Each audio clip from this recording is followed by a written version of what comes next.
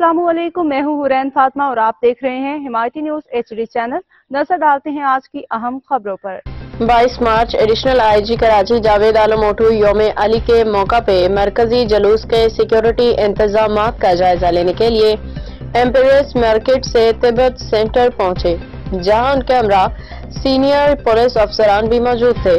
इस मौका पे पुलिस चीफ ने जुलूस के मुंतजमीन से मुलाकात की, सिक्योरिटी समेत दीगर इंतजामी उमूर पे तबादला ख्याल किया।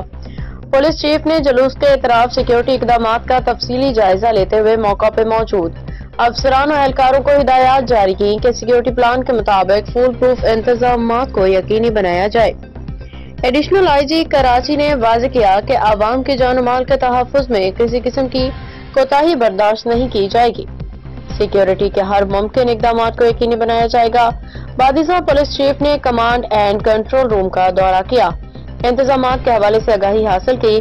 तर्जुमान कराची पुलिस अहमद दीन हिमायती।